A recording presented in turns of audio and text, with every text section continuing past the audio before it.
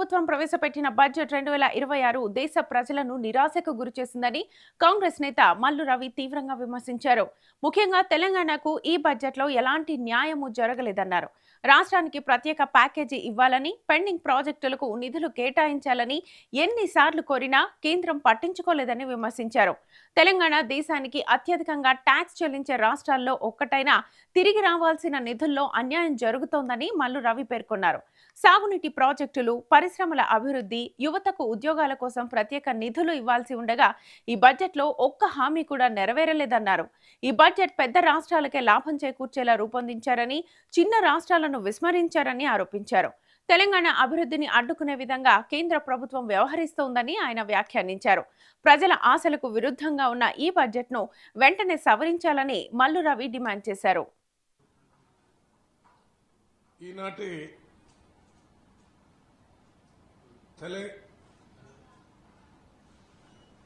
కేంద్ర బడ్జెట్ దేశ ప్రజలందరినీ నిరాశపరిచింది. ముఖ్యంగా తెలంగాణ ప్రజలకి పూర్తి నిరాశనే మిగిలించి తెలంగాణ గురించి రాష్ట్ర ముఖ్యమంత్రి, మంత్రులు, ఎంపీలు అనేక విజ్ఞప్తులు చేసిన వాటికి సంబంధించిన శాంక్షన్స్ కానీ కనీసం రిఫరెన్స్ కూడా ఇవ్వలేదు. మేము తెలంగాణకి ప్రత్యేక ప్యాకేజ్ లేదు, కొత్త జాతీయ ప్రాజెక్టు లేదు, హైదరాబాద్కు ప్రత్యేకంగా మౌలిక సదుపాయాలకు నిధులు కావాలని అడిగాము, అవి కూడా లేవు. మొత్తం దేశానికి తెలంగాణ రాష్ట్రం నుంచి అత్యధిక ట్యాక్స్ పేమెంట్ చేస్తున్నాం హైదరాబాద్ నుంచి. అయినా కానీ హైదరాబాద్ మెట్రో గురించి కానీ, హైదరాబాద్కు సంబంధించిన ప్రత్యేక ప్యాకేజ్ కానీ ఏమీ చేయకపోవటం చాలా దురదృష్టకరం.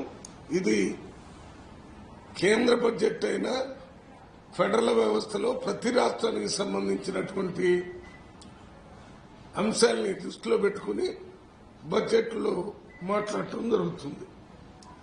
వికసిత్ భారత్ పేరుతోని ప్రస్తుత భారతదేశాన్ని గాలికి వదిలేసి 2046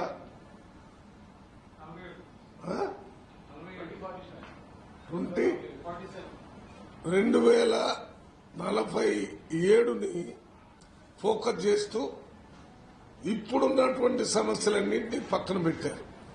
ఈ బడ్జెట్లో భారతదేశం మొత్తంలో నిరుద్యోగ సమస్య చాలా పెద్ద ఎత్తునుంది. నిరుద్యోగ సమస్య పెద్ద ఎత్తునుందని 2026 బడ్జెట్లో కూడా గుర్తించకపోవటం అన్యాయం. 2014 ఎన్నికల కంటే ముందు మోడీ అన్ని ఎన్నికల సభల్లో మేనిఫెస్టోలో భారతదేశంలో నిరుద్యోగం చాలా ఎక్కువగా ఉంది, ఆ నిరుద్యోగానికి సంవత్సరానికి 2 కోట్ల ఉద్యోగాలు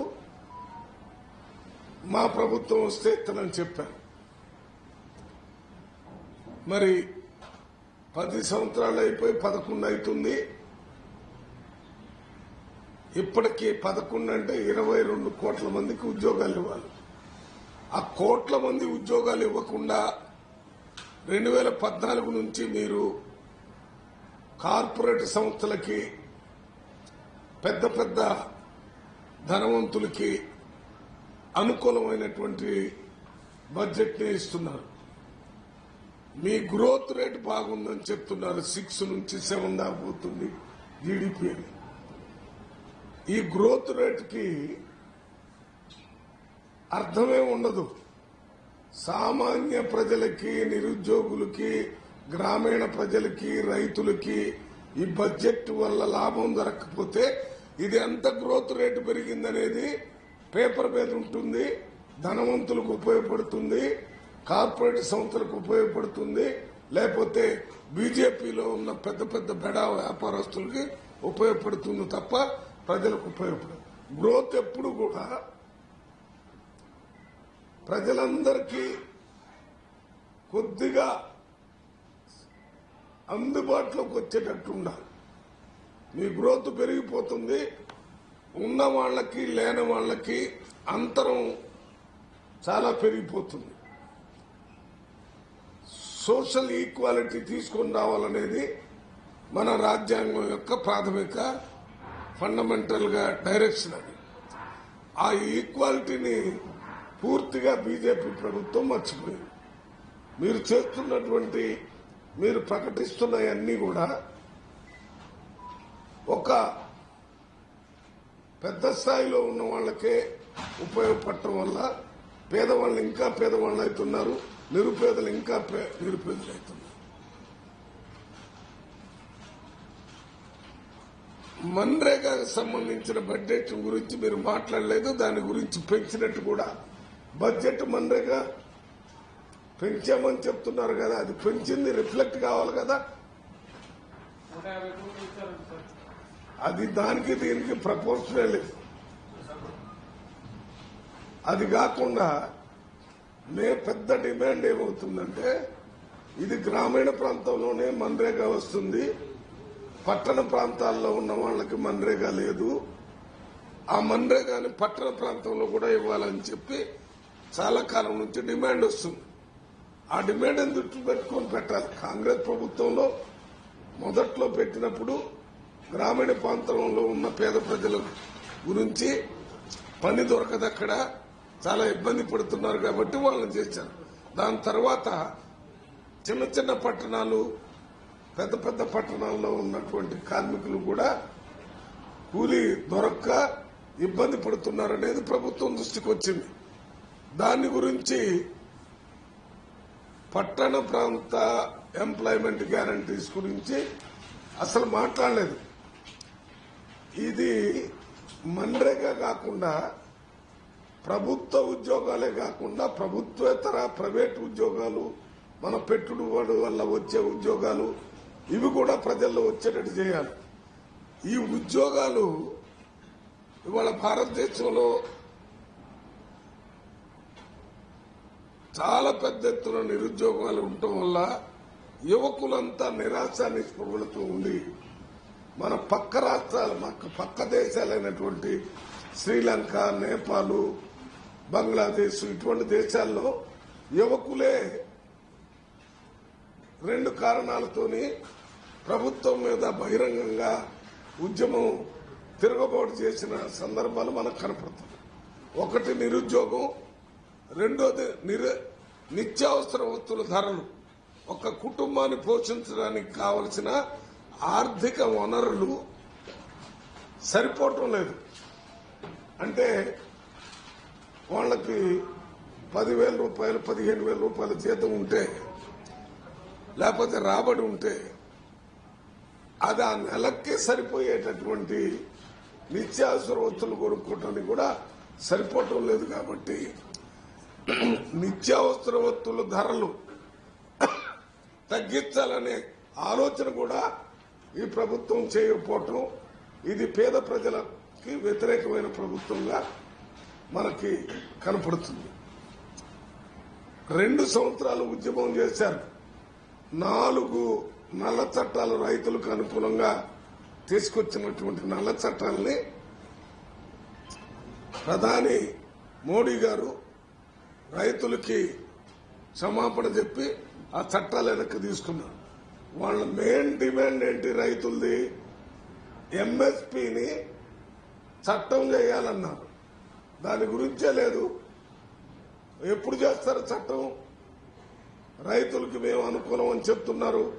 మీరు పంటల గురించి చెప్పేటప్పుడు ఏయో కొన్ని పంటలు, ఏది కోకోనట్ గురించో, ఇంకేదో కోయా గురించో, ఇంకేదో మామూలుగా పండే అక్కడెక్కడ పండే కొన్ని పంటలను దృష్టిలో పెట్టుకొని మాట్లాడారు తప్ప, ఎక్కువగా పండేటటువంటి ప్యాడీ గాని, వీట్ గాని, జవార్ గాని, కందులు గాని, ఇవన్నీ పెసర్లు గాని, వీటికి సంబంధించిన దాని మీద ఎంఎస్పీ లేదు, మాట్లాడలేదు. మిర్చి గాని, కాటన్ గాని, వీటికి సంబంధించి ఏ రకంగా రైతులకి మళ్లీ పంట వల్ల కొంత లాభం జరిగేది. అదే కాకుండా పంట నష్టం జరిగితే ఇన్పుట్ సబ్సిడీ గురించి మాట్లాడలేదు. ఇన్పుట్ సబ్సిడీ అంటే రైతు పంట వేశాడు, వర్షాలు లేకపోతే వేరే రకంగా పంట నష్టపోతే దాన్ని ఎసెట్ చేసి ఇన్పుట్ సబ్సిడీ అని ఇచ్చేటటువంటి అవకాశం ఇంతకుముందు ప్రభుత్వంలో ఉండేది. ఈ ప్రభుత్వం దాని గురించి మాట్లాడలేదంటే రైతులను గాలికి వదిలిపెట్టారు. అది వాళ్ళని పట్టించుకోవాల్సిన అవసరం లేదనుకుండా. ఒక్కటేమో భారతదేశం మొత్తంలో అన్ఎంప్లాయ్మెంట్ గురించి మాట్లాడలేదు, అర్బన్ ఎంప్లాయ్మెంట్ గ్యారంటీ గురించి మాట్లాడలేదు, రైతులకు సంబంధించి ఎంఎస్పీ ఇస్తారన్నది అది మాట్లాడలేదు.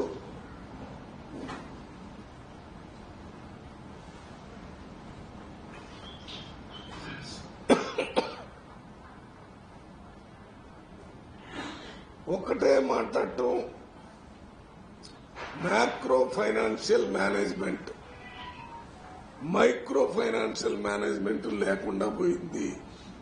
పైన అన్ని ఫిగర్స్ చూపించారు, కింద రైతులకు ఏ రకంగా ఉపయోగపడుతుంది, కార్మికులకు ఏ రకంగా ఉపయోగపడుతుంది, అన్ఎంప్లాయ్మెంట్ యూత్కి ఏ రకంగా ఉపయోగపడుతుంది, మహిళలకు ఏ రకంగా, ఇవన్నీ కూడా ఏమీ చూపించకుండా లెక్కలు చూపించారు. ఈ బడ్జెట్ మనకు స్వతంత్రం రాకముందు బ్రిటిష్ కాలంలో కూడా బడ్జెట్ ఉండేది.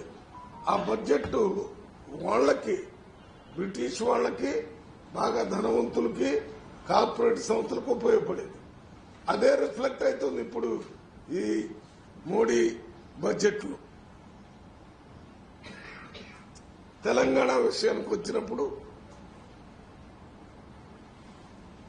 వికసిత్ భారత్ కింద తెలంగాణ రాష్ట్రం కూడా భారతదేశానికి సపోర్ట్ చేస్తుంది. 2047కి మీరు అనుకున్న 5 ట్రిలియన్ బడ్జెట్ దానికి తెలంగాణ నుంచి కూడా సపోర్ట్ చేస్తామని ముఖ్యమంత్రి గారు, మంత్రులు, ఎంపీలు ఎన్నోసార్లు ప్రధానమంత్రిని, ఫైనాన్స్ మినిస్టర్ని అందరినీ కలిసి పాలమూరు రంగారెడ్డి లిఫ్ట్ ఇరిగేషన్ ప్రాజెక్టుకి జాతీయ ప్రాజెక్టు హోదా ఇవ్వాలని అడిగాం. దాన్ని మెన్షన్ కూడా చేయలేదు.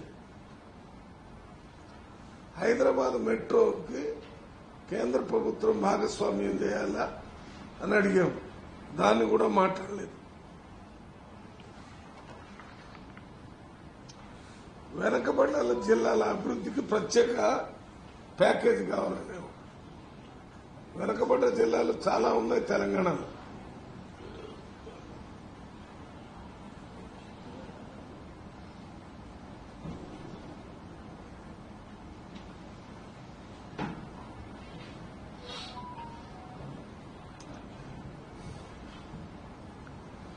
అదే రకంగా మూసి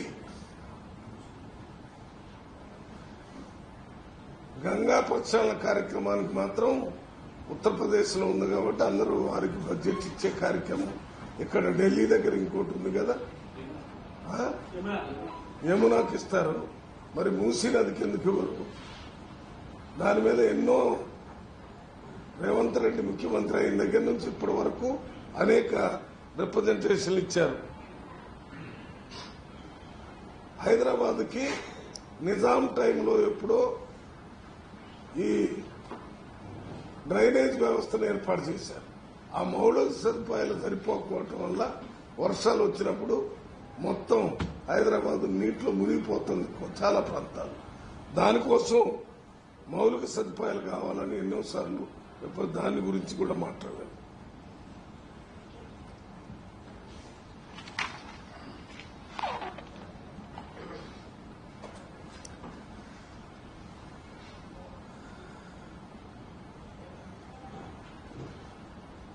ఇప్పటికైనా మేము తెలంగాణ ప్రత్యేక అభివృద్ధి ప్యాకేజ్ ఒకటి ప్రకటించాలని, రాష్ట్ర విభజన హామీలను వెంటనే అమలు చేయాలని,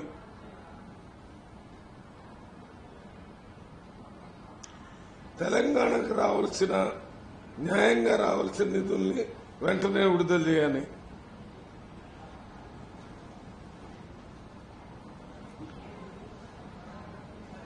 బీజేపీ నాయకులు, తెలంగాణ మంత్రులు, ఎంపీలు తెలంగాణకు జరిగిన అన్యాయం మీద వారు గొంతు పార్లమెంట్లో వినిపించి ఫైనాన్స్ మినిస్టర్, ప్రైమ్ మినిస్టర్తో మాట్లాడి